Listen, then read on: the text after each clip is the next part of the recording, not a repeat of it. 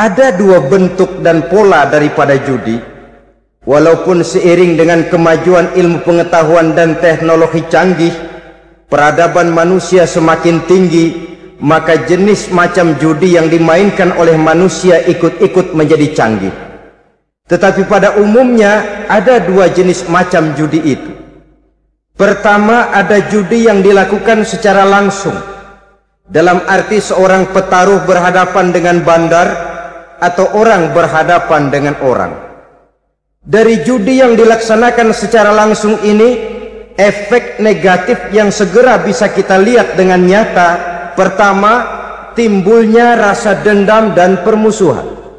Walaupun orang nampak duduk berhadap-hadapan, walaupun kelihatannya mereka tertawa satu sama lain, tapi yakinlah itu cuma sekedar kulit saja.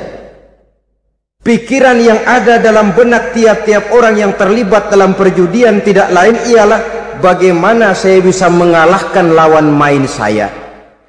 Akibatnya tentu bisa kita pastikan, akan timbullah dendam dan permusuhan bagi yang kalah, akan timbullah rasa sombong dan menganggap remeh orang lain bagi yang menang. Yang kedua, lalainya orang kepada apa yang menjadi tanggung jawab dan kewajibannya. Orang bisa lupa kepada anak dan istri. Kalau kepada anak dan istri saja sudah bisa lupa, apalagi kepada yang lain, sebab anak dan istri memang merupakan bagian daripada kehidupan kita. Konon lagi saudara, konon lagi keluarga yang lain, anak istri saja bisa terlupakan oleh penyakit dan permainan yang bernama judi ini. Yang ketiga, hilangnya rasa sayang kepada harta. Harta yang didapatnya dengan peras keringat dan banting tulang.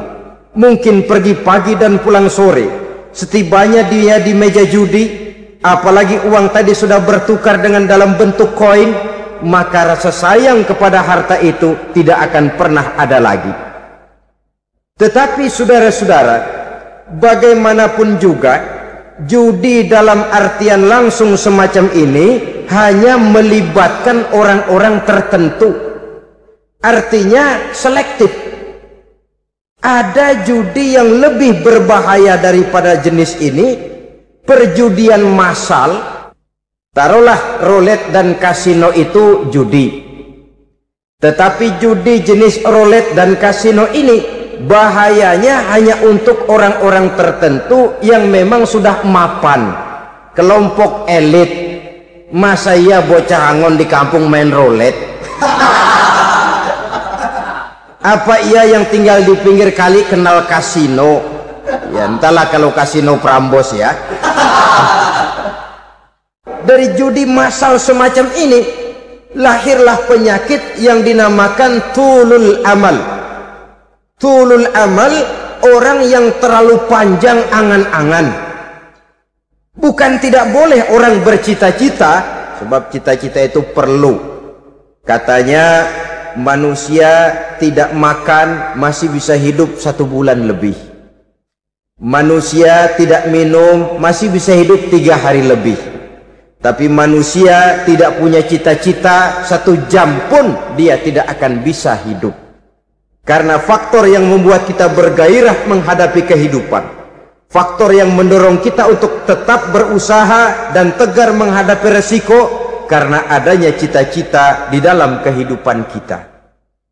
Tetapi cita-cita tanpa direalisir dengan usaha, cita-cita yang tidak berangkat dari kemampuan yang ada, pada akhirnya hanya akan merupakan cita-cita yang mengawang, tidak akan terwujud dalam kenyataan, dan akan membentuk manusia menjadi orang yang tulul amal, panjang angan-angan, terlalu muluk keinginan, tidak berangkat dari kemampuan dan kesanggupan yang ada pada dirinya sendiri. Maka penyakit inilah yang telah menghasilkan dan melahirkan penghayal-penghayal kelas berat, tukang-tukang ngelamun kelas tinggi yang hidup di angkasa luar. Dan sejarah belum pernah mencatat ada orang menjadi kaya karena judi, itu belum pernah. Saudara lihat saja orang kaya yang namanya Adnan Khashoggi, orang kaya yang namanya Henry Ford, orang kaya yang namanya Aristotle Onassis, orang kaya yang namanya David Rockefeller, itu seluruhnya menjadi kaya bukan karena mereka terlibat dalam perjudian, tapi karena kerja keras, peras keringat, banting tulang. Dan itu dimulai sejak mereka masih remaja. Sehingga memang ada pepatah, ini baik sekali saya kira. Berpikirlah kamu di waktu pagi, bekerjalah kamu di waktu siang, makanlah di waktu sore, dan tidurlah di waktu malam. Berpikir di waktu pagi artinya belajar di kala muda.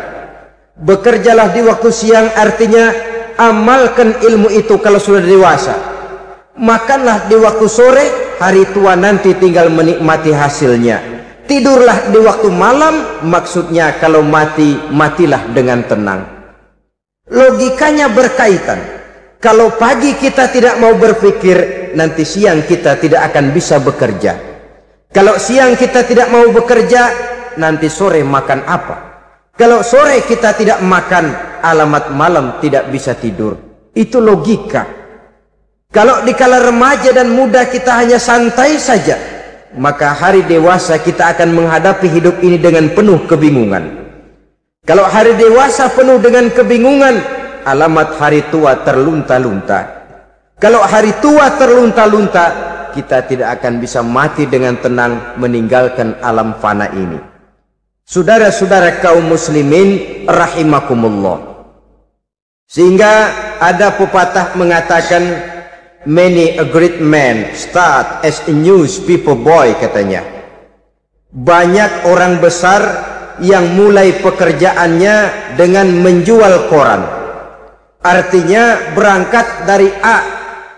Banyak pengusaha mobil yang memulai pekerjaannya dari tukang cuci mobil, tapi lalu bertahap dan tegar menghadapi kenyataan, sehingga proses demi proses dia hadapi dengan tegar, dengan tabah, dengan sabar, dengan ulet, sampai kepada membuahkan hasil.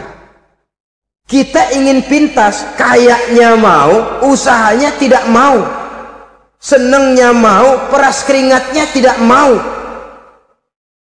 Ini tentunya akan melahirkan kontradiksi di dalam kehidupan. Maka dari jenis perjudian massal semacam ini lahirlah penyakit tulul amal, panjang angan-angan, terlalu muluk cita-cita.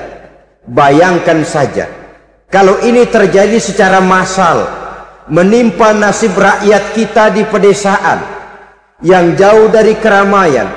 Tiap hari mereka didina-bobokkan oleh gambaran tentang akan diperolehnya uang dalam jumlah yang banyak dengan angka nol yang berentet. Tiap hari mereka melihat angka-angka itu. Mereka lambat laun akan terseret dalam arus tulul amal ini. Panjang angan-angan, muluk cita-cita, hanya dengan mengandalkan meja perjudian.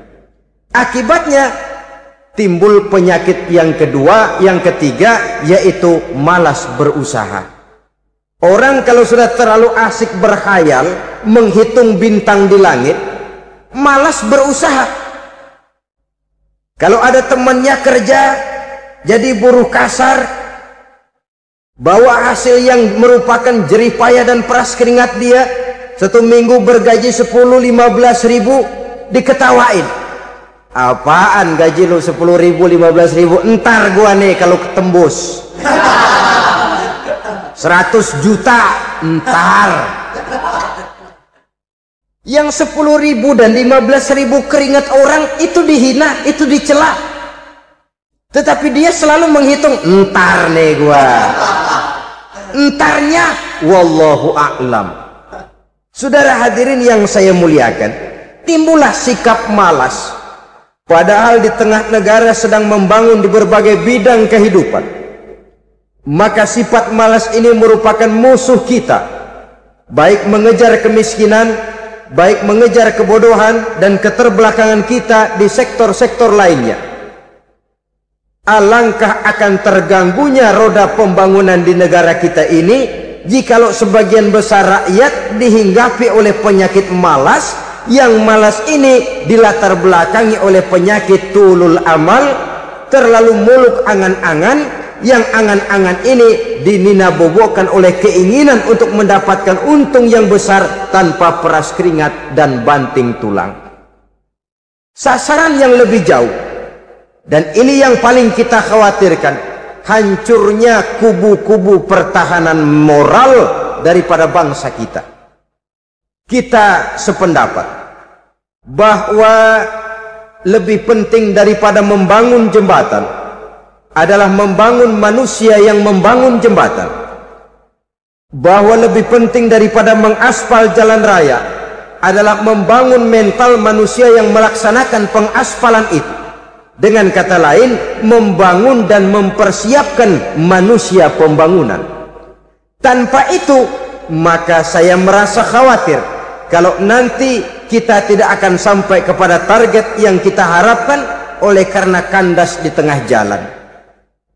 Saudara-saudara kaum muslimin rahimakumullah, Islam sebagai agama yang mengajarkan manusia untuk berusaha dan mengeluarkan segala kemampuan untuk melaksanakan segala usahanya itu, sangat membenci sifat malas, sangat membenci sifat tulul amal atau panjang angan-angan. Dan oleh karena judi melahirkan dua sifat itu, Islam sangat menganjurkan pengikutnya untuk menjauhi segala macam jenis perjudian, baik yang terang-terangan maupun yang dilakukan secara samar-samar, tidak ketara, judi canggih sesuai dengan canggihnya teknologi daripada manusia itu sendiri. Ini adalah penyakit yang meracuni masyarakat manusia dari sejak berpribadi, bertetangga, berumah tangga, sampai kepada berbangsa dan bernegara. Dan kasus-kasus yang timbul sudah cukup banyak, yang tidak mungkin lagi kita katakan hanya sekedar bersifat kasuistis, bersifat kasus-kasus kecil saja. Sebelum riaknya naik ke permukaan, marilah kita membuat benteng untuk masing-masing pribadi muslim memelihara dan menjaga diri jangan terseret dalam permainan yang bernama judi, apapun bentuknya, bagaimanapun cara dan ragamnya, karena jelas bahayanya lebih besar daripada manfaatnya. Taruhlah kita barangkali kemarin-marin hanyut dalam arus perjudian, tetapi hendaknya kita bisa mengambil pelajaran bahwa seorang mukmin adalah seorang yang apabila dia melakukan kesalahan, dia segera sadar, dijadikannya pelajaran untuk tidak diulanginya lagi pada masa-masa yang akan datang. Dengan sikap semacam itu, kita tidak lagi akan mengulangi kesalahan-kesalahan lama, dan grafik kehidupan kita dari hari ke hari akan makin menunjukkan hal-hal yang baik dan positif adanya. Saudara-saudara kaum muslimin rahimakumullah, kalau ABRI masuk desa, rakyat beruntung. Kalau jaksa masuk desa, rakyat bahagia. Kalau koran masuk desa, rakyat ikut jadi cerdas. Tapi kalau judi masuk desa, rakyat kiamat. Pembangunan akan terbengkalai, roda perekonomian akan lesu, karena mestinya orang membelanjakan uang untuk sesuatu yang dia perlukan, akhirnya dia belanjakan untuk sesuatu yang dia tidak perlukan, karena gambaran khayalan akan mendapat keuntungan yang jauh lebih besar lagi. Padahal istilah orang-orang tua kita dulu, lebih baik makan singkong betulan daripada makan roti ngimpi. Artinya uang yang 1.000-2.000 rupiah itu lebih baik dibelikan beras, dimasak, makan bersama anak dan istri, terasa nikmat dan halalnya, ketimbang beli kertas lalu ngelamun, menghayal, menghitung yang bukan-bukan. Itu kertas dibolak madep mulon, dibolak madep mudik, diputer sana, diputer sini, akhirnya palanya ikut muter.